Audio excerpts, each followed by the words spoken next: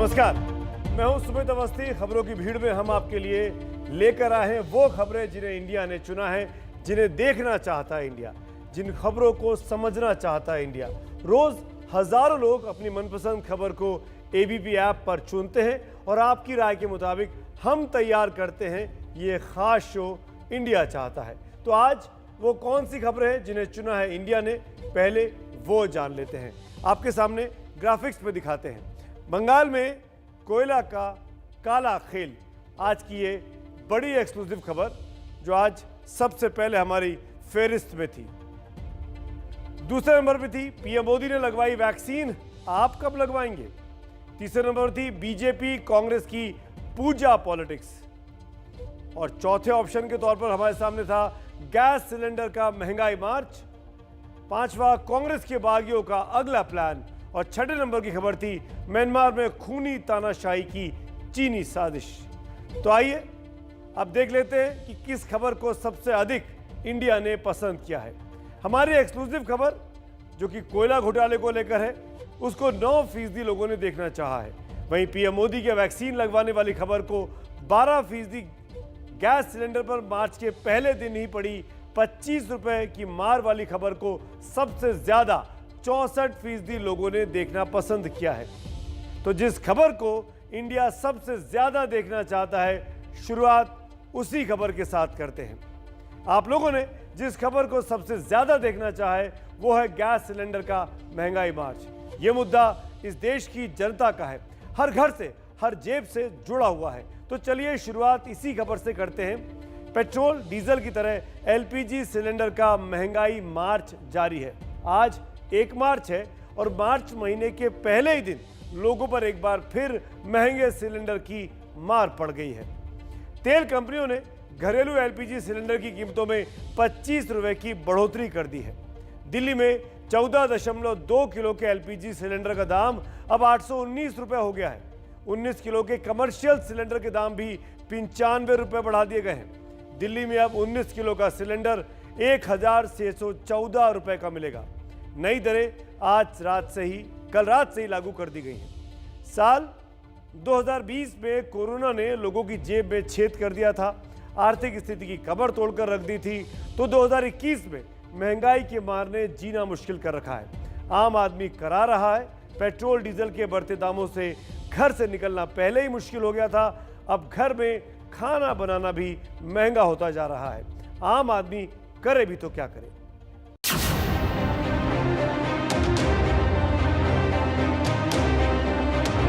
Gas का दाम तो 125 रुपए और सब्सिडी पहले आती थी, वो भी बंद हो रखी है लॉकडाउन के चक्कर में। मुझे ऐसा लगता है सोने के दाम के जितना ही हो रहा है और चीज के दाम भी। महंगा होने दो, सस्ता होने दो, लेना ही पड़ेगा। हम लोग भी बहुत दिक्कत होती है, बच्चे लगा घर का खर्चा कम भाव करना चाहिए। सिलेंडर के दाम जितने भी बढ़ा रहे हैं उसको कम करें, घर चलाने में खर्चा हो। लगातार सिलेंडर के दाम बढ़ने से बहुत प्रॉब्लम हो रही है।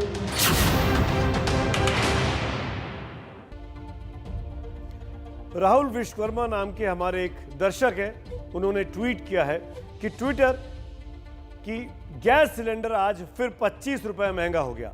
शेर तो किसी तरीके से पाल लेंगे, लेकिन ऐसे ही चलता रहा तो परिवार पालना मुश्किल हो जाएगा। यह आम लोगों की आवाज है। शहर कोई भी हो, दर्द सबका एक ही है। और हो भी क्यों ना, 1 दिसंबर 2020 से 1 मार्च 2021 यानी पिछले 3 महीने में एलपीजी सिलेंडर के दाम 225 रुपए बढ़ गए हैं। इसको अब आपको विस्तार से समझाते हैं। 1 दिसंबर को सिलेंडर का रेट 594 रुपए से बढ़कर 644 कर दिया गया था, यानी एक झटके में 50 रुपए की बढ़ोतरी हुई थी। 1 जनवरी को सिलेंडर के दामों में फिर 50 रुपए का इजाफा हुआ और कीमत 644 रुपए से बढ़ाकर 694 रुपए प्रति सिलेंडर पहुंच गई थी। इसके बाद भी सिलसिला नहीं थमा।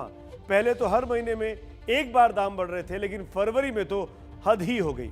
4 फरवरी को सिलेंडर के दाम 694 रुपए से 719 रुपए प्रति सिलेंडर किए गए, यानी एक सिलेंडर पर 25 रुपए का इजाफा। और फरवरी महीने में महंगाई का दूसरा झटका 15 तारीख को फिर लगा। घरेलू गैस सिलेंडर की कीमत 719 से बढ़ाकर 769 कर दी गई, यानी 50 रुपए की और वृद्धि। फरवरी के महीने में घर का बजट बिगाड़ने वाला महीना रहा। 25 फरवरी को फिर सिलेंडर के दाम बढ़ाए गए। सिलेंडर की कीमत 769 से बढ़ाकर 794 कर दी गई, यानी और 25 रुपए का इजाफा। 1 मार्च यानी आज के दिन सिलेंडर के दामों में और 25 रुपए की बढ़ोतरी हुई और अब ये 794 से बढ़कर 819 रुपए का हो गया है। 1 दिसंबर से लेकर 1 मार्च तक 6 बार सिलेंडर के दाम बढ़ाए जा चुके हैं। इनमें से 3 बार तो सिर्फ फरवरी के महीने में ही बढ़े हैं। फरवरी के महीने में सिलेंडर की कीमतों में 100 रुपए का इजाफा हुआ था और अभी तो मार्च की आज पहली ही तारीख है। पेट्रोलियम मंत्री धर्मेंद्र प्रधान ने कुछ दिनों पहले कहा था कि सिलेंडर की कीमतों में यह बढ़ोतरी सर्दी के चलते हैं, गर्मी आते ही सब कुछ ठीक हो जाएगा। हम यहाँ पर ये बात अंडरलाइन कर दें, आपको बता दें कि जिस फरवरी में सिलेंडर के दाम 100 रुपए बढ़े वो पिछले कई दशकों की सबसे गर्म फरवरी थी। अब अगर सिलेंडर के दाम मौसम तय करते हैं तो फिर गर्म मौसम में आम आदमी पर महंगाई की मार क्यों पड़ रही है? इन दिनों में अंतर्राष्ट्रीय बाजार में पेट्रोलियम प्राइस की बढ़ने के कारण कंज्यूमर्स के ऊपर थोड़ा उसकी प्रभाव आई है। जैसे जैसे जाड़े की दिन आगे जाएगा, विंटर्स घटेगा, तब ये दाम थोड़ा धीरे धीरे घटेगा। कब तक उम्मीद है सर कम होने का? ये तो अंतर्राष्ट्रीय मामला है। अभी डिमांड ज्यादा होने के कारण थोड़ा प्राइस बढ़ी है, जाड़े में ऐसा होती है, थोड़ा घटेगा। नवंबर 2020 की शुरुआत में कोयला घोटाले की परतें खुलनी शुरू हुई थी। धीरे धीरे कर कोयला घोटाला, जो कि हमारी एक ये एक्सक्लूसिव रिपोर्ट आपके सामने हम लेकर आ रहे हैं, ये वो एक्सक्लूसिव रिपोर्ट है जो आपको जरूर देखनी चाहिए, जिससे साफ होगा कि बंगाल के चुनावों में ये कोयला घोटाला कितना ज्यादा महत्वपूर्ण हो जाता है। धीरे धीरे 20,000 करोड़ के इस घोटाले का सच अब सामने आ रहा है। कुछ तस्वीर हम आपके सामने रखना चाहते हैं। हमने अपने रिपोर्टर ज्ञानेंद्र तिवारी को कोयला के उस इलाके में भेजा, कोयला के इस पूरे खेल को समझने के लिए, जहां से इस पूरे मामले का जनक हुआ। कौन है वो लाला? क्यों बंगाल के चुनावों में इस लाला को लेकर इतनी ज्यादा राजनीति हो रही है? अब हम रुक करते हैं अपने एक्सक्लूसिव पड़ताल वाली खबर की ओर, उस खबर की ओर जिसने बंगाल में चुनाव का पारा गर्म कर रखा है। कोयला घोटाले की, जिसके मास्टरमाइंड अनूप मांझी उर्फ लाला की चर्चा गृह मंत्री अमित शाह तक कर चुके हैं, और जिस कोयले में लगी घोटाले की आग की आंच मुख्यमंत्री ममता बनर्जी के परिवार तक पहुंच रही है। हम आपको लाला के गांव तक ले चलेंगे, एक्सक्लूसिव स्टोरी दिखाएंगे, लेकिन पहले जान लीजिए कि यह कितना बड़ा कोयला घोटाला है। कोयला घोटाले से जुड़ी रकम 20,000 करोड़ की है। एक नहीं, कई राज्यों में फैला है। पश्चिम बंगाल, बिहार, झारखंड और उत्तर प्रदेश से घोटाले के तार सीधे तौर पर जुड़े हैं। करीब 50,000 लोग इस मास्टरमाइंड अनूप मांझी यानी लाला के लिए काम करते थे। करीब 2 दर्जन कोयला कंपनियां और फैक्ट्रियां लाला के नाम पर हैं। अब इसमें जो संपत्तियां कुर्क होंगी उसकी कीमत, जिसका अनुमान करीब 1,000 करोड़ के आसपास है। इस पैसे से जमीन, फ्लैट, होटल, मॉल और रिजॉर्ट खरीदे गए हैं। 15 साल से नेताओं, अधिकारियों और पुलिस कर्मियों की मिलीभगत से लाला इस घोटाले को अंजाम दे रहा था। तो फिर आपको हम लिए चलते हैं लाला के गांव में, जहां से उसका खौफ ऐसा है कि परिंदा भी पर नहीं मार सकता। लेकिन हमारे रिपोर्टर ज्ञानेंद्र तिवारी ने जान की बाजी लगाकर गांव में जाकर सच्चाई की तहकीकात की है।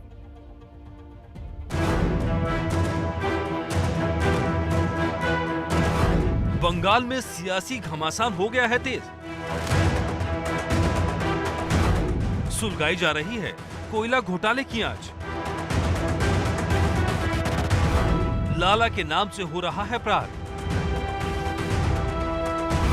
क्या बचा पाएंगी ममता किला इस बार? यही सवाल पश्चिम बंगाल में पूछा जा रहा है। बीजेपी अनूप मांझी उर्फ लाला के कोयला घोटाले को हथियार बनाकर हमले कर रही है। मैं कल लाला जी के यहाँ कोई रेड पड़ा है, नाम तो मुझे मालूम नहीं है, और ममता जी ने रिएक्शन दिया। ममता जी पहले जरा लाला जी से अपने रिश्ते उजागर कर दे, सार्वजनिक कर दे कि उनको क्यों इतनी चिंता हो रही है। कोयले की रेवेन्यू राज्य सरकार को भी मिलती है, केंद्र सरकार को भी मिलती है। कोयले की रेवेन्यू की चोरी करने वाले व्यक्ति के लिए इतना क्यों चिंता हो रहा है? केंद्रीय गृह मंत्री अमित शाह ने लाला के नाम का जिक्र किया था। उसी लाला का कनेक्शन अब पश्चिम बंगाल में गहरे बैठा नजर आ रहा है। कोलकाता से पुरुलिया जिले के भामुरिया गांव की दूरी है 238 किलोमीटर।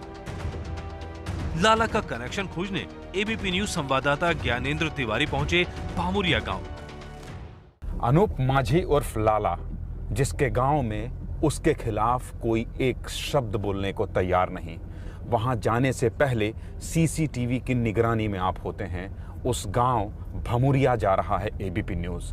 और देखिए, हम करीब 1 किलोमीटर पहले हैं और अब हम उस गांव में धीरे धीरे प्रवेश कर रहे हैं। और जैसा कि हमको जानकारी मिली है कि यहाँ कई जगह सीसीटीवी कैमरे केवल इसलिए लगे हैं कि लाला को ये पता चल सके या उसके लोग ये जान सकें कि यहाँ कौन आ रहा है और कौन जा रहा है। बंगाल के आसनसोल के भामुरिया गांव में कभी अनूप माझी साइकिल पर मछलियां बेचता था, लेकिन कोयले के काले कारोबार से उसने 20,000 करोड़ की संपत्ति खड़ी कर ली।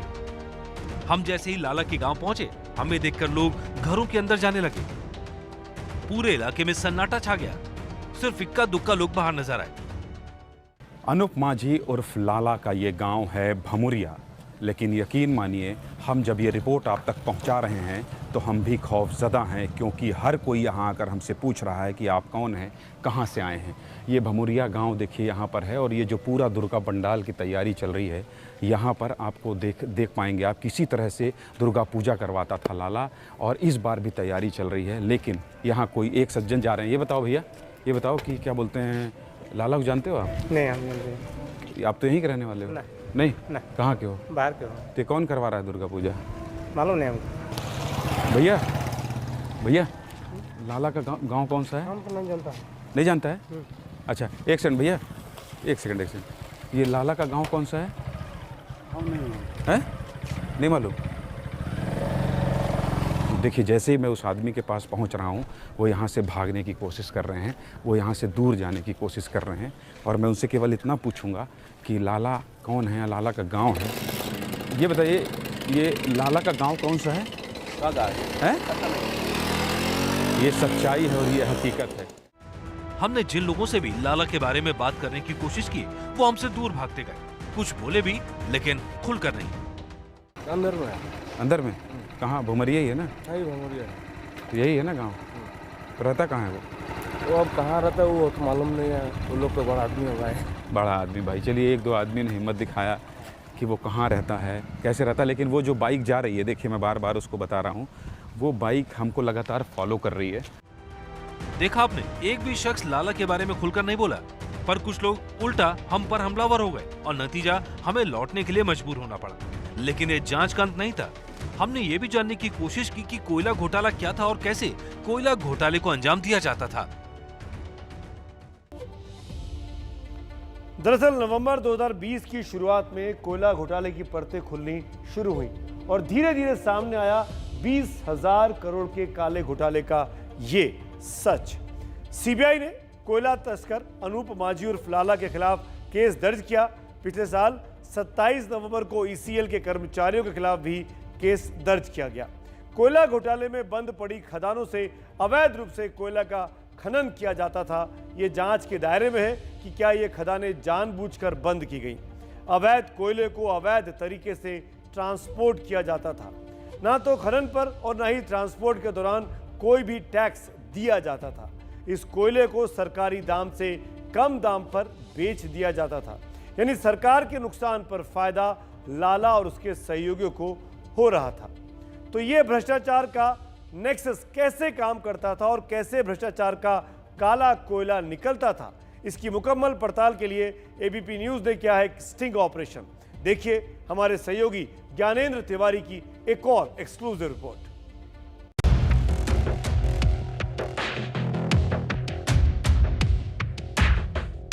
बंगाल के आसनसोल में कैमरे के सामने कोई भी लाला के ठिकानों के बारे में कुछ कहने को तैयार नहीं था, इसलिए हमने खुद को कोयला खरीदार बताया।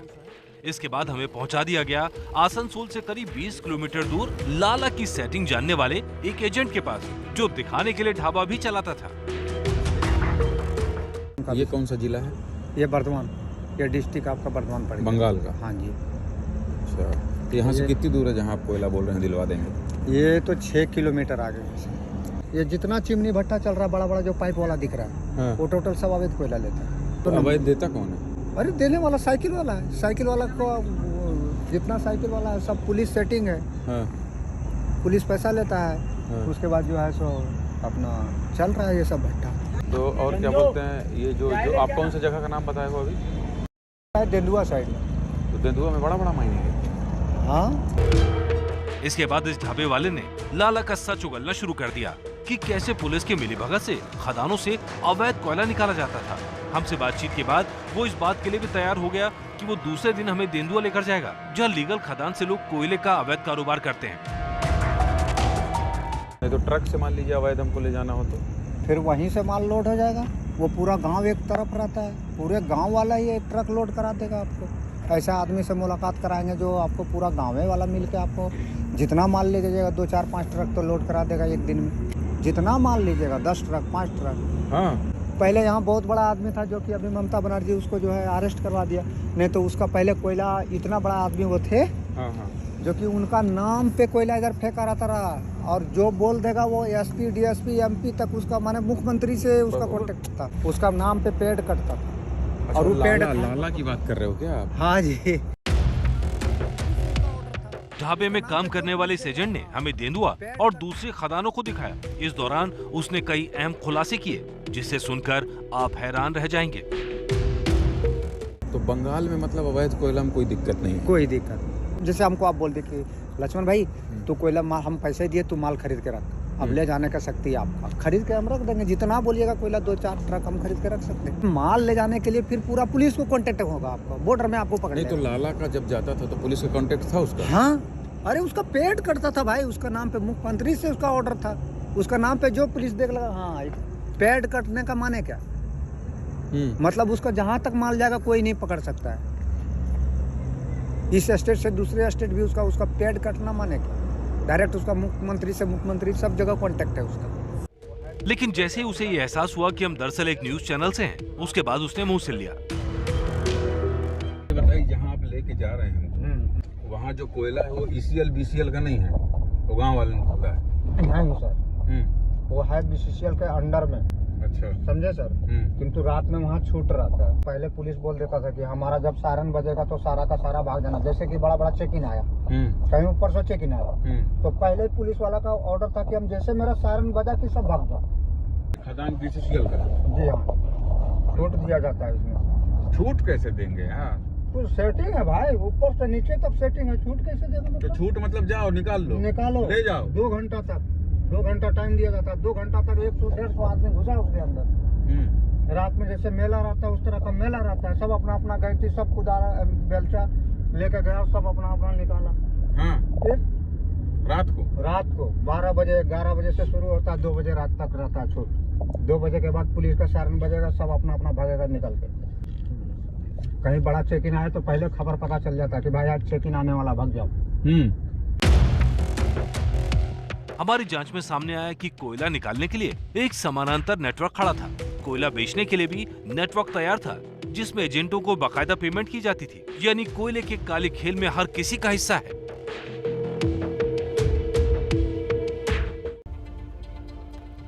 अब तक आप समझ गए होंगे कि लाला का खेल कैसे चल रहा था। आखिर अनूप माझी उर्फ लाला के लिए कैसे पुलिस से लेकर दूसरे संबंधित अधिकारी मुस्तैद रहते थे और कैसे उसके भ्रष्टाचार का ट्रक कई राज्यों में दौड़ता था, ये हम आपको दिखाएंगे। लेकिन उससे पहले दिखाते हैं कि इस कोयला घोटाले की कालिक किन चेहरों पर पड़ रही है। अनूप माझी उर्फ लाला का दाहिना हाथ था जयदीप मंडल। ये वो तस्वीर है अनूप माझी की। उनका एक साथी थे जयदीप मंडल। मंडल हावड़ा के 2 व्यवसायी अमित सिंह और नीरज सिंह के पास पैसा पहुंचाता था, एक अमित सिंह और एक नीरज सिंह। और इसके बाद बारी आती है व्यापारी रणधीर बरनवाल की, जिनके ऊपर ईडी की रेड भी पड़ी है। आप जानते हैं ये पूरा नेक्सस है। सीबीआई के सूत्रों का दावा है कि उनके हाथों से होते हुए ये रुपए पहुंच जाते थे अभिषेक बनर्जी के करीबी नेता विनय मिश्रा के। विनय मिश्रा तृणमूल कांग्रेस के पदाधिकारी भी हैं। विनय मिश्रा के घर पर 31 दिसंबर 2020 को छापा मारा गया और विनय मिश्रा ही वो चेहरा है, वो व्यक्ति रहा जो अभिषेक की पत्नी तक ये पैसा घुमा फिरा कर पहुंचाता रहा, रुजिरा तक, और उनकी साली मेनका के विदेशी अकाउंटों में ये पैसा विनय मिश्रा के जरिए पहुंचा है। ये सीबीआई की सूत्र, सीबीआई की तफ्तीश जो है वो इस ओर इशारा कर रही है। इसीलिए रुजिरा और मेनका से पूछताछ भी की गई है। और ये सब खुलासा तब हुआ जब लाला के 9 ट्रक पुलिस के हत्थे चढ़ गए। ये देखिए, ये ओपन कास्ट माइनिंग है और ये झारखंड के धनबाद का ओपन कास्ट माइनिंग है। यहाँ जिस तरीके से कोयला निकाला जा रहा है और जिस तरह से गाड़ियों में लोड किया जा रहा है, बड़ी बड़ी मशीनें हैं, हाईवा हैं, ट्रक हैं, आप देख सक रहे होंगे, ये सब लीगल है। आप सोचिए कि इसी तरह की ओपन कास्ट माइनिंग कोई अवैध रूप से संचालित करने लगे। मैं इसलिए ऐसा कह रहा हूं क्योंकि झारखंड की धनबाद पुलिस ने जिन 9 गाड़ियों को पकड़ा है उसका कनेक्शन लाला से था। पुरुलिया ही नहीं, झारखंड के धनबाद में भी इसी तरह की कोयला खदानों में अनूप मांझी उर्फ लाला का कोयले का सबसे ज्यादा अवैध कारोबार चलता था। लेकिन कैसे, ये जानने के लिए हम धनबाद के एसएसपी विक्रम मिन से मिले। धनबाद पुलिस ने लाला के 9 ट्रक पकड़े थे, जिसके बाद 20 रुपए के कोड से चलने वाला 20,000 के काले कारोबार का पर्दाफाश हुआ था। ये अवैध कोयले का व्यापार काफ़ी समय से हम लोगों की जानकारी में था कि बीच बीच में रह करके कुछ एक इलाकों में से कोयला निकलता है और धनबाद के जीटी रोड के इलाके से होकर के बनारस की मंडियों में जाता है। तो इसकी सूचना के आधार पर पिछले साल नवंबर माह में हम लोगों को ये सूचना मिली थी कि एक पर्टिकुलर डेट में कुछ कोयले की ट्रक निकल रहे हैं। तो उसी सूचना पर हमारे द्वारा यहाँ पर टीम गठित की गई और निरसा क्षेत्र में 7 ट्रक और गोविंदपुर क्षेत्र में 2 ट्रक, कुल मिलाकर के 9 ट्रक पकड़े गए जो कि बनारस की मंडियों में भेजे जा रहे थे। इसके बाद हम सीधे पहुंचे धनबाद जिले के निरसा थाने, जहां की पुलिस ने लाला के 9 ट्रक पकड़े थे। हम उसी जीटी रोड पर पहुंचे जहां ट्रक पकड़े गए थे। उन्हीं अधिकारियों से जाना कि 2 नवंबर की रात 2:45 पर कैसे लाला का राज फाश हुआ था। बताया गया कि लाला के ट्रकों को पकड़ने के लिए कोलकाता से बनारस को जोड़ने वाली सड़क को जाम कराया गया था। हम लोगों ने उसको रोकने का इशारा किया था, पता हम लोगों को था, गाड़ियों का नंबर भी मिल गया था। तो वो गाड़ियां तेजी से वो भगाने लगे थे, नहीं रोके थे। तो हम लोग आप कह रहे हैं कि आपके रोकने के बाद भी गाड़ियों को नहीं रोक रहे थे वो? नहीं रोक रहे थे। फिर क्या किया आप लोगों ने? तो हम लोग ओवरटेक करके आगे जाके हम लोगों ने कुछ आगे जाके ओवरटेक किए थे। इसी सड़क में, जिस सड़क की आप बात कर रहे हैं, ये क्या किधर, जरा इशारा करके बताइए जो मैं दिखा सकूं। गोविंदपुर तरफ जा रहे थे तो गाड़ियां भी हम लोग ओवरटेक कर रहे थे, तो ऐसा लग रहा था कि एक्सीडेंट हो जाएगा। वो ऐसे करना चाह भी रहा था गाड़ियां, तो हम लोग ओवरटेक करके उसको गाड़ियों को जाम कर दिए। आगे कुछ जाके गाड़ियों को रोक करके उसको जाम कर दिए और फिर अच्छा, मतलब आप लोगों ने सुनियोजित तरीके से जाम लगा दिया, सड़क पर लगा दिए थे। तो फिर सारी गाड़ियां रुक गई। उसमें से हम लोगों ने सारा गाड़ियां को चेक किया था और पीछे ना लौटे, इसलिए हमने पीछा जो मेरा थाना है, मैथन है, गल्फरबाड़ी है, उधर मैंने टोल प्लाजा की तरफ जाम कर दिया था ताकि पीछे भी नहीं भाग सके। इसी हाईवे पर ट्रकों को रोकना यानी जान जोखिम में डालना, क्योंकि ट्रक चालक अक्सर रुकते नहीं और कई बार तो पुलिस कर्मियों पर ट्रक चढ़ाकर फरार हो जाते हैं। रात के अंधेरे में कैसे पार होते थे ट्रक, ये समझने के लिए एबीपी न्यूज संवाददाता ज्ञानेंद्र तिवारी ने व्यस्त जीटी रोड पर ट्रक से सफर किया। करीब 40 ट्रकों को रोकने का प्रयास किया धनबाद पुलिस ने, लेकिन ट्रक वाले रात को पुलिस का टॉर्च देखते ही ट्रक को आगे बढ़ा देते हैं। और कितना मुश्किल है जीटी रोड में ट्रकों को रोकना, ये समझाने के लिए मैं एक ट्रक में ही सवार होकर चलता हूं। धनबाद पुलिस की मदद से आखिरकार एक ट्रक रुका और फिर देखिए, मैं आपको बता सकूं कि कितनी ऊंचाइयों में और कहां जाकर आपको मैं ये दिखाऊंगा कि कैसे यहां ट्रक जो है वो इस जीटी रोड से निकलकर जाता है कोयले का अवैध परिवहन लेकर। ट्रक के ऊपर से हम आपको केवल ये दिखाना चाह रहे हैं कि लाला के ट्रक जिस सड़क से सालों से गुजर रहे थे वो कोई आम सड़क नहीं है। यहाँ से दिन भर में हजारों गाड़ियां पार होती हैं। अब समझिए कि लाला का जो ट्रक होता था कोयला से भरा हुआ, वो कैसे पार होता था। ये समझाने के लिए मैं करीब 11 बजे रात धनबाद के उस जीटी रोड में हूं जहां से 9 ट्रक पकड़े गए हैं और मैं ट्रक में ही चल रहा हूं। दुर्गेश दिखाइए जरा, ये जीटी रोड है और ये जीटी सड़क इसको कहा जाता है। और यहाँ ट्रकों को रोकना पुलिस वालों के लिए बहुत कठिन काम है, या यूँ कहिए कि ट्रक वाले कई ऐसे हादसे हो चुके हैं कि ट्रक को रोकते ही नहीं हैं। और जैसा कि हमारे विजुअल में आप देख पा रहे होंगे कि ट्रकों को रोकने के लिए कई बार टॉर्च लगाकर पुलिस वाले कोशिश करते हैं कि वो गाड़ी को रोकें, लेकिन जिसमें अवैध कोयला होता है वो गाड़ी रुकती ही नहीं है। और इसीलिए जो 9 ट्रक धनबाद में पकड़े गए उसको रोकने के लिए पहले बाकायदा जाम लगाया गया, तब 9 ट्रकों को रोककर उनसे पूछताछ हुई। पता चला कि ये जो कोयला ले जाया जा रहा है उस कोयले का कोई कागज ही उनके पास नहीं है। इस पूरे खेल में 20 रुपए का नोट काम करता था। लाला के ट्रक चालकों के पास अवैध कागजों के साथ साथ 20 रुपए का नोट लगा होता था, जो संबंधित अधिकारियों के लिए संदेश की तरह होता था। और इस तरह ट्रक बेरोक टोक आगे बढ़ते जाते थे। लेकिन 20 रुपए की टिकट दिखाकर जो लूट हुई वो 20,000 करोड़ की थी, और जिसके तार अधिकारियों से लेकर नेताओं तक जुड़ते नजर आ रहे हैं। इस कनेक्शन की खोज में सीबीआई और ईडी इन दिनों छापे मार रही है।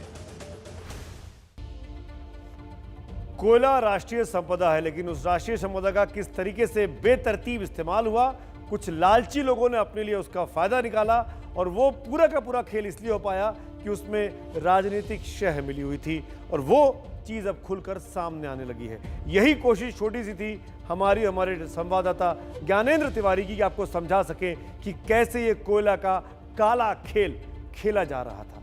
अभी भी हो सकता है कि दबे छिपे खेल चल रहा हो, लेकिन एक कोशिश शुरू हो चुकी है। वक्त हो गया एक ब्रेक का। ब्रेक के बाद अब आपको दिखाएंगे प्रधानमंत्री मोदी ने कोरोना का टीका लगाया तो विपक्ष के किस नेता को मिर्ची लग गई। आप देखते रहिए इंडिया चाहता है। बाद आपका एक बार फिर स्वागत है। इंडिया चाहता है कोरोना से जल्द मुक्ति मिले। इस कड़ी में कोरोना वैक्सीन का दूसरा दौर आज से शुरू हुआ। इस चरण की शुरुआत में प्रधानमंत्री मोदी ने वो काम कर दिया जो कि पूरा का पूरा इंडिया चाहता है। एक ऐसा कदम जिसने सियासी तौर पर उनके विरोधियों को चित्त कर दिया, तो देश के लोगों में कोरोना वैक्सीन को लेकर जागरूकता भी पैदा की। दूसरे दौर की शुरुआत के पहले ही दिन अचानक पीएम मोदी ने कोरोना वैक्सीन की पहली डोज लगवा ली। पीएम को दिल्ली के एम्स अस्पताल में वैक्सीन की पहली डोज दी गई। मोदी ने भारत बायोटेक की कोवैक्सीन को चुना। सुबह 6:25 पर मोदी को ये वैक्सीन लगाई गई। वैक्सीन लगने के बाद करीब 35 मिनट तक वो डॉक्टरों की निगरानी में ही रहे। वो तस्वीर आपके सामने स्क्रीन पर चल रही है। प्रधानमंत्री मोदी 6:25 के आसपास इस वैक्सीनेशन सेंटर में पहुंचे। वहां पर डॉक्टर गुलेरिया मौजूद थे और साथ में नर्सिंग स्टाफ भी। पहले फॉर्म भरा गया। आपको डिक्लेरेशन देना पड़ता है कि आपको आपत्ति नहीं है, आप होशो हवास में वैक्सीन लगवा रहे हैं, और उसके बाद अपने बाजू पर वैक्सीन का टीका लगवाया। टीका लगवाने के करीब 35 मिनट तक प्रधानमंत्री मोदी वहीं वैक्सीनेशन सेंटर में रुके रहे, क्योंकि ये एक प्रोटोकॉल है कि शुरुआती आधे घंटे आपको वहां बिताने पड़ते हैं ताकि किसी भी तरह का इन्फेक्शन हो तो तुरंत पता लग जाए। ठीक 7 बजे पीएम मोदी एम्स के अपने घर के लिए रवाना हुए। प्रधानमंत्री को दूसरी डोज अब 28 दिन बाद दी जाएगी। दूसरे दौर में 60 साल से ऊपर के नागरिकों को टीका लगना है।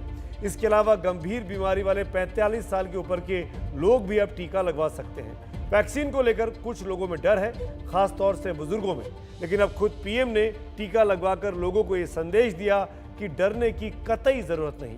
प्रधानमंत्री ने भारत बायोटेक की वैक्सीन को चुनकर इस वैक्सीन पर उठ रहे तमाम सारे सवालों को भी विराम दे दिया है। एम्स में वैक्सीनेशन के दौरान पीएम मोदी के सेंस ऑफ ह्यूमर की झलक भी देखने को मिली। प्रधानमंत्री ने वहां मौजूद स्टाफ से उनके बारे में जानकारी ली। माहौल को हल्का करने के लिए मोदी ने नर्सों से मजाक किया और पूछा कि जिस सीरीन से वो वैक्सीन लगाने वाली है वो जानवरों को लगाने वाली मोटी सुई वाली तो नहीं है। पीएम के सवाल को नर्स समझ नहीं पाई। तब पीएम ने मजाकिया अंदाज में कहा कि नेताओं के बारे में कहा जाता है कि उनकी खाल मोटी होती है, इसीलिए उन्हें लगा कि शायद आपने नेताओं के लिए मोटी सुई का इंतजाम किया हो। पीएम के इस मजाक से पूरा माहौल खुशनुमा हो गया। सर ने ये भी बोला था कि कौन सा वाले सुई लेके आए हो, वेटनरी हॉस्पिटल वाला मोटा सुई ले आए कि नहीं। तो फिर हम लोग हंस पड़े वहाँ पे तो उसके बाद उन्होंने ये भी बोला कि पॉलिटिशियन की चमड़ी बहुत मोटी होती है, इसीलिए मोटा वाला सिरिंज लाना करके। तो फिर हम लोग हंस रहे थे। उसके बाद हमने बोला नहीं सर, नॉर्मल वैक्सीनेशन सिरिंज से ही देंगे आपको करके। उसके बाद जब मैंने वैक्सीनेशन दिया सर को पता भी नहीं चला था कि सुई लग चुकी थी। वो खुश थे कि ज़्यादा दर्द नहीं कराया करके। कोरोना वैक्सीन लगवाने के दूसरे चरण का पहला दिन देश के कई बड़े नेताओं के नाम भी रहा। प्रधानमंत्री नरेंद्र मोदी ही नहीं, उपराष्ट्रपति वेंकैया नायडू, राजस्थान के राज्यपाल कलराज मिश्र, बिहार के मुख्यमंत्री नीतीश कुमार, ओडिशा के मुख्यमंत्री नवीन पटनायक और एनसीपी प्रमुख शरद पवार समेत गृह मंत्री अमित शाह ने भी आज वैक्सीन लगवाई है। अमित शाह ने आज सुबह मेदांता के डॉक्टरों से कोरोना की वैक्सीन लगवाई। लेकिन मौसम चुनाव का है तो प्रधानमंत्री मोदी के टीका पर सियासी टिप्पणियां भी हुई और कई सवाल भी उछाले गए।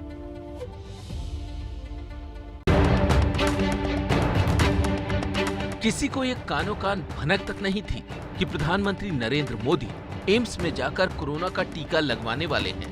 लेकिन कोरोना के टीके से ज्यादा सियासी टीका टिप्पणी होने लगी। प्रधानमंत्री ने असम की पहचान के प्रतीक गमछे को कंधे पर डाल रखा था, जहां विधानसभा चुनाव होने वाले हैं। प्रधानमंत्री को वैक्सीन लगाने वाली दोनों नर्सों में एक पुदुचेरी से थी तो दूसरी केरल से, जहां चुनाव होने जा रहे हैं। मैं पौंडीचेरी से बिलोंग करती हूँ। एम्स में 3 साल से काम कर रही हूँ। अभी आज सुबह पता चला पीएम सर आ रहे वैक्सीनेशन के लिए। मैं वैक्सीनेशन सेंटर में हूँ फिलहाल। तो सर को वैक्सीनेट करने के लिए मुझे बुलाया गया था और इधर आने के बाद पता चला कि सर आ रहे हैं। सर से मिलकर अच्छा लगा, सर ने अच्छी बात की है। सर को भारत बायोटेक की कोवैक्सीन दिया गया है first dose. My name is Rosamma Anil, I am belongs Kerala.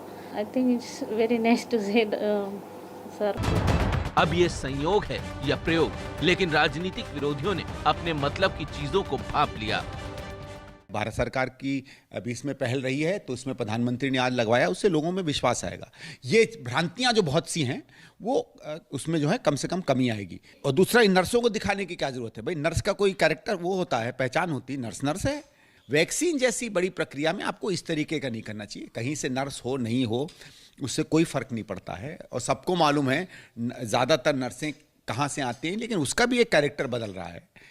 North से भी नर्सें हैं, कहीं से भी है, तो इसमें नहीं पड़ना चाहिए। लेकिन मुझे लगता है जो वैसा ये कदम है, इससे विश्वास होगा लोगों को कि नहीं, वैक्सीनेशन जो है वो ठीक काम है। संदीप दीक्षित तक गनीमत थी, जो इन दिनों कांग्रेस के असंतुष्ट नेताओं में चल रहे हैं। लेकिन लोकसभा में कांग्रेस के नेता ने ऐसा आरोप लगा दिया जिसका कोई तुक नहीं था। तो नरेंद्र मोदी जी प्रधानमंत्री होने का पहले भी हमारे स्वास्थ्य मंत्री, हमारे एम्स की डायरेक्टर, उन्होंने भी लिया था और बहुत सारा हमारा फ्रंटलाइन वर्कर को दिया गया था। उनको भी सराहना करना चाहिए। प्रधानमंत्री नरेंद्र मोदी ने देश में बनी भारत बायोटेक की कोवैक्सीन को चुना, लेकिन कांग्रेस ने सवाल उठाए तो जवाब बीजेपी की तरफ से दिया गया। आज भारत के प्रधानमंत्री ने जिस तरह से देश के सामने उदाहरण प्रस्तुत किया है कि सुबह 7 बजे बिना किसी को परेशानी में डाले वो गए और उन्होंने कोरोना का टीका लगाया। अगर मोदी जी ने दर्जनों बार सारे मुख्यमंत्रियों से बात की, देश ने बार बार ये परिचय दिया, तो शायद लगता है कि आज हम लोग राजनीति से ऊपर उठकर इस वैक्सीन की लड़ाई में और वैक्सीन लगवाने की पूरे अभियान में एक हो जाएं तो देश का बहुत भला हो। सबसे बड़ी बात जो ऐतिहासिक है कि प्रधानमंत्री जी जो स्वयं फ्रंट से लीड करते हैं, उन्होंने अपने एग्जाम्पल से लीड करके दिखाया। स्वयं उन्होंने आज वैक्सीन ली। अपनी वैक्सीन लेने के लिए अपनी टर्न का वेट किया उन्होंने, प्रधानमंत्री होते हुए भी, और उस वैक्सीन को लिया जो पूरी तरह से स्वदेशी है, जिसके बारे में तरह तरह की अफवाहें फैलाई जा रही थी। आज से ही कोरोना की कोवैक्सीन वरिष्ठ नागरिकों को लगने वाली थी। 70 साल के प्रधानमंत्री ने एक वरिष्ठ नागरिक की श्रेणी में जाकर कोरोना का टीका लगवाया। साथ ही उन्होंने देश के सभी लोगों से अपील की कि वो टीका जरूर लगवाएं। बाकी रहा राजनीति का सवाल, तो वो कहते हैं ना कि बातें हैं, बातों का क्या।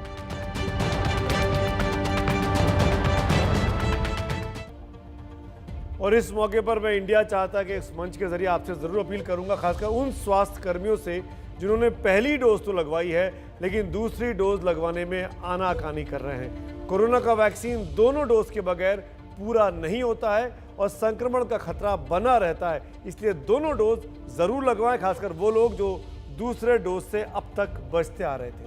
प्रधानमंत्री का कोरोना वैक्सीन लगवाना आज दिन भर सोशल मीडिया में ट्रेंड करता रहा। हम आपको दिखाते हैं एक यूजर की इस पर क्या राय है। विजय स्वामी साहब लिखते हैं कि प्रधानमंत्री मोदी जी ने आज कोरोना वैक्सीन लगवा लिया, इसका साइड इफेक्ट जरूर दिखाई देगा। वैक्सीन मोदी जी ने लगवाया है, लेकिन उल्टी, दस्त और हल्का बुखार विपक्ष और सेक्युलर पार्टी के नेताओं को होने की पूरी संभावना है। किसी किसी सेक्युलर नेता को तो मिर्गी के दौरे भी पड़ सकते हैं। इस पर सुभाष कुमार एक और ट्विटर यूजर है, उन्होंने चुटकी ली है कि विजय स्वामी जी आप जरा बचकर कहें, शायद आपको ना मिर्गी का दौरा पड़ जाए। विपक्षी पार्टी तो दूर की बात है, ये वायरस साथ रहने वाले को भी अटैक करता है। सियासी समर्थन और विरोध हर जगह मचा है। अब कांग्रेस पार्टी की बात कर लेते हैं। कांग्रेस पार्टी को लीजिए, चुनाव में उसे बीजेपी से लड़ना है, लेकिन पार्टी के अंदर की एक धड़ा केंद्रीय नेतृत्व यानी कांग्रेस के आलाकमान से इस कदर असंतुष्ट है कि वो सवाल उठा रहा है। तो सवाल भी ये कि विरोध में खड़े G23 के में बगावत है क्या, पहले ये समझा देते हैं आपको। सियासी अनुमान यही है कि ये नेता विधानसभा चुनाव के नतीजों का इंतजार करेंगे। अगली 2 मई को 5 राज्यों में विधानसभा चुनाव के नतीजे आने वाले हैं। उसके बाद असम, केरल में कांग्रेस जीती तो शायद ये बगावत ठंडा पड़ सकता है, लेकिन अगर नहीं जीती तो राहुल गांधी की मुश्किलें और बढ़ सकती हैं। तब यह हो सकता है कि नेहरू गांधी परिवार से बाहर अध्यक्ष की मांग एक बार फिर तेज हो जाए, जो कि ये G23 ग्रुप कई दिनों से मांग भी करता आ रहा है। फिलहाल असंतुष्ट नेता जम्मू के बाद अब देश के अलग अलग शहरों में अपनी सभाओं की तैयारी कर रहे हैं और इस कड़ी में कांग्रेस के चुनावी फैसले पर भी वो सवाल उठा रहे हैं।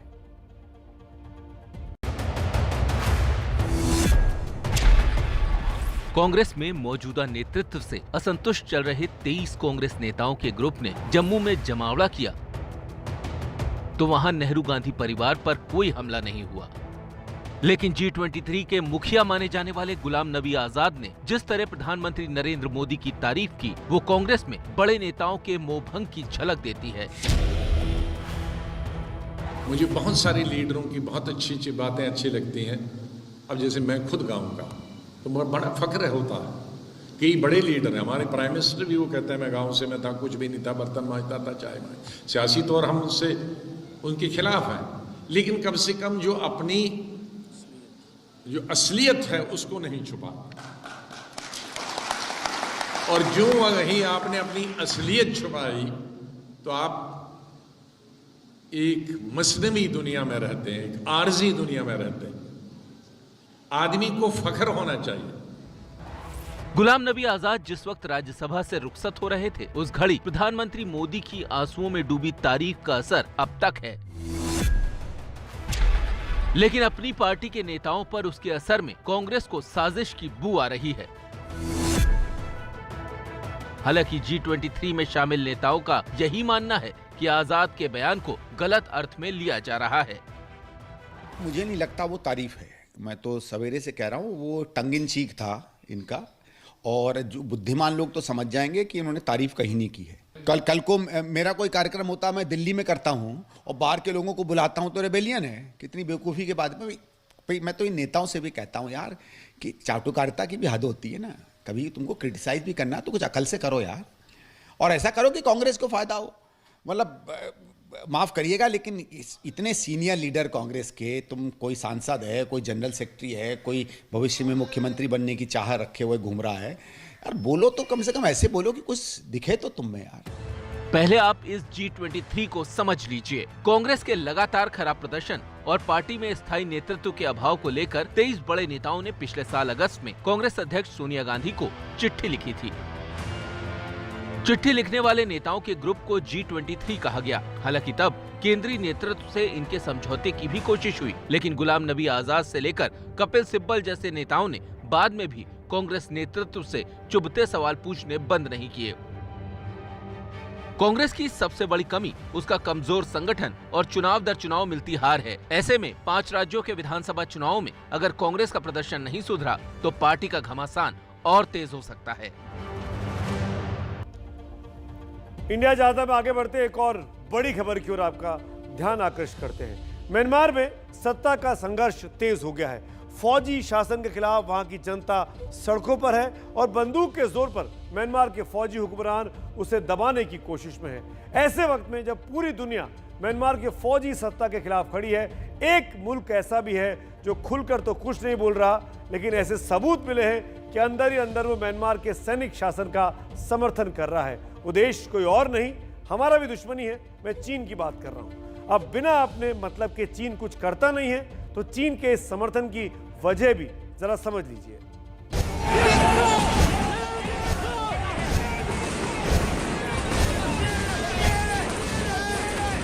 म्यांमार में लोकतंत्र को फौजी बूटों तले रौंदा गया तो जनता बगावत कर सड़कों पर आ गई। एक तरफ सेना है और दूसरी तरफ लोकतंत्र समर्थक।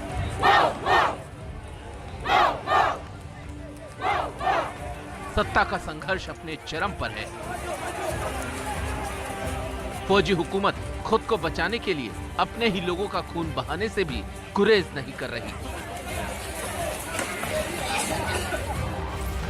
1 फरवरी को म्यांमार में तख्तापलट हुआ था और फौजी जनरल मिन ऑन्ग लैंग ने बंदूक के जोर पर सत्ता पर कब्जा कर लिया था। यूं तो म्यांमार में तख्तापलट का इतिहास है, लेकिन इस बार जनता इसे बर्दाश्त नहीं कर पा रही है।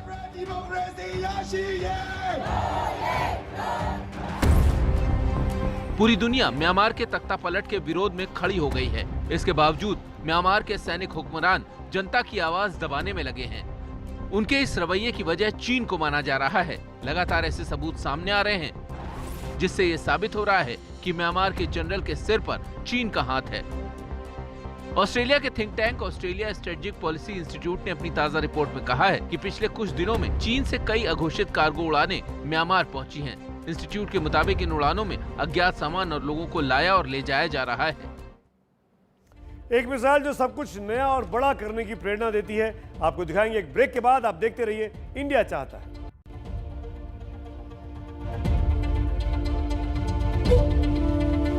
और इंडिया चाहता है कि आखिरी सेगमेंट में हम आ गए। एक बार फिर आपका स्वागत है। बात करेंगे ट्विटर पर दिए गए मेरे आज के शब्द की। जी हाँ, वर्षों से मेरे दिन की शुरुआत एक शब्द के साथ होती है और आज सुबह जो शब्द मैंने ट्वीट किया वो था मिसाल। इस पर मेरे एक फॉलोअर है अनुराग शर्मा, अपनी प्रतिक्रिया लिखते हैं, अपनी शख्सियत की क्या मिसाल दूं यारों, न जाने कितने मशहूर हो गए मुझे बदनाम करते करते। ऐसे ही एक और फॉलोअर है प्रदीप जोशी, वो लिखते हैं कि ना हिंदू बन ना मुसलमान बन, कर कोशिश तू इंसान बन। तू मनु है तू मानव बन, तू मानवता की मिसाल बन। तू मुल्ला बन ना पंडित बन, तू रहम करके रहमान बन। तू राम बन तू रहीम बन, तू विवेकानंद की हुंकार बन। क्या खूब कहा है प्रदीप जोशी साहब ने, बहुत बहुत बधाई हो आपको।